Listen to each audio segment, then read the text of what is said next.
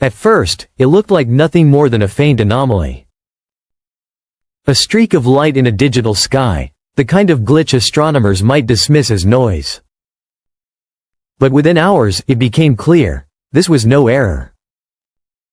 Something was moving fast, far faster than any asteroid or comet ever recorded. It had entered the solar system from deep space, and its trajectory didn't match anything in the Oort cloud or Kuiper belt. It wasn't just wandering, it was coming from somewhere specific. The object was soon given a name, 3I Atlas. And right from the start, it behaved unlike anything we'd seen before. Its speed exceeded 61 kilometers per second, yet its course was eerily precise, almost as if it had been plotted. Instead of plunging in at a random angle, like Oumuamua in 2017, this visitor glided perfectly along the plane of the solar system, weaving through the orbits of planets as though following a set of waypoints. Even stranger, its closest approach would not be to Earth, but to Mars, as if Earth was deliberately being avoided. Astronomers quickly traced its origin, and that's when unease set in. The object appeared to come from the same part of the sky as the infamous "wow" signal detected in 1977, an unexplained radio burst from the constellation Sagittarius. That signal had never been fully explained. Now, decades later, another anomaly from the very same region was here, in our own neighborhood. Only this time, it wasn't silent. The James Webb Space Telescope locked its gaze on Atlas, and what it saw shocked scientists. Normally, comets release gases in predictable combinations, iron and nickel together, for example, since they form side by side in stellar environments. But this object released nickel without iron, a separation that shouldn't be possible in nature. Cyanide gas spiked in sudden bursts, not gradually, as though something inside was cracking under pressure. And carbon dioxide levels were unnaturally high, hinting at reactions far more violent than simple melting ice. Then came something stranger still, the glow. Comets shine by reflecting sunlight, but Atlas was too bright for its estimated size. Either it was much larger than it appeared, or it was generating light on its own. Heat maps revealed asymmetry across its surface, with hot spots that pulsed irregularly, as if exhaust vents were opening and closing. To some, it began to look less like a comet and more like a probe. And then there was the signal. Buried within Webb's spectral readings, astronomers detected a repeating pulse, structured, deliberate, and impossible to dismiss as random noise. The pattern was mathematical, echoing rhythms far too precise to come from natural outgassing or cosmic radiation. Most disturbing of all, its frequency was similar to that of the original "wow" signal. Something, or someone, appeared to be transmitting, and the message was traveling with the object itself. For many, the parallels to Oumuamua were inescapable. That first interstellar visitor had also accelerated mysteriously, as if powered, before vanishing into the dark. But Oumuamua never emitted a signal. Atlas did. Suddenly, the debate was no longer about whether interstellar objects visit us, but whether at least some of them are machines. Scientists began to whisper about possibilities too bold for official reports. Could Atlas be a surveyor, disguised to resemble a comet? Its path allowed it to skim Mars, pass the inner planets, and then slingshot around the Sun, all while avoiding Earth's direct gaze. The gases it released, the unnatural separation of elements, the structured pulses, it all looked like behavior, not chance. Some argued it was observing us, testing us, perhaps waiting to see how we respond. Artificial intelligence was brought into the investigation.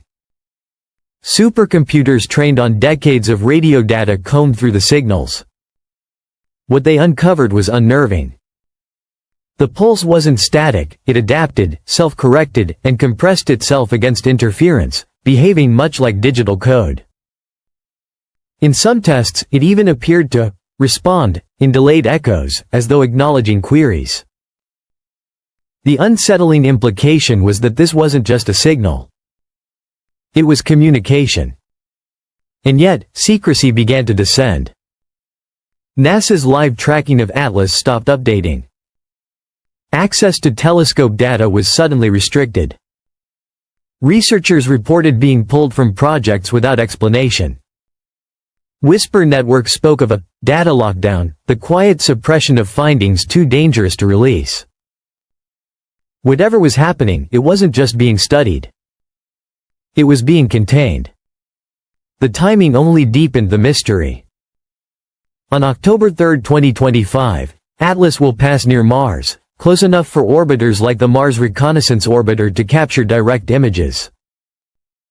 For the first time, we may see its structure in detail. If it changes course, emits new signals, or reveals engineered features, the evidence will be undeniable. Unless, of course, the data never reaches the public. Whether natural, artificial, or something in between, 3i, Atlas has already changed the way we view our place in the cosmos.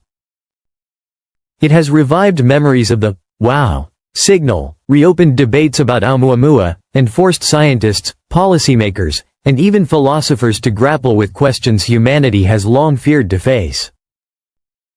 If this is contact, it is contact on someone else's terms, quiet, deliberate, and unsettling. For now, Atlas continues its silent journey. But its presence lingers like a shadow, reminding us that the universe is not empty, and that some mysteries arrive not in distant signals, but in the form of visitors passing right through our cosmic backyard. For decades, these signals relayed familiar information, data on plasma, cosmic rays, and the subtle whispers of interstellar space. Nothing outlandish or outside the realms of physics emerged. But then, the messages took an unexpected turn. Initially, it appeared to be a minor glitch, a slight irregularity grappling Voyager 1's telemetry, common noise from cosmic rays striking a sensor. Most of the team dismissed it. After all, such aged spacecraft often show quirks. Yet Dr. Eliza Cara, one researcher, sought deeper answers. She analyzed the anomaly repeatedly, peeling back layers of interference. What emerged was no longer mere static, but a reflection, something echoing back toward the spacecraft, almost like a faint reverberation. Even more intriguing, this echo was moving. It wasn't erratic like dust or debris, but traced a curve, accelerated, and above all, maintained a consistent trajectory. It seemed to alter its path as if by design. At NASA, news of this finding escalated quietly and was classified as a Level 3 anomaly, an event lacking a natural explanation. The inquiry pivoted from a stray object to a broader phenomenon, one detectable by both Voyagers across unfathomable distances. As scientists listened more intently, the scope became clearer. This was not an isolated traveler. Rather, it consisted of multiple objects. 305 distinct signatures were identified, all maintaining a perfect formation with one another. They floated as if arranged in a vast, unseen grid. Typically, variations in speed and gravity would disperse such a cluster, yet these remained intact. They acted as if under one collective command. The formation moved gracefully, reminiscent of birds in flight or fish swimming in serene silence. However, these entities were metallic and cold. Too large and stable to possess life in any conventional sense, they exhibited no heat signatures, chaotic spins, or decay, just remarkable precision. Then came rhythmic pulses, bursts of plasma occurring at consistent intervals. This was not random, it bore structure. Dr. Sarina Patel at Caltech meticulously studied these intervals and noticed a chilling resemblance. The spacing mirrored that of a language.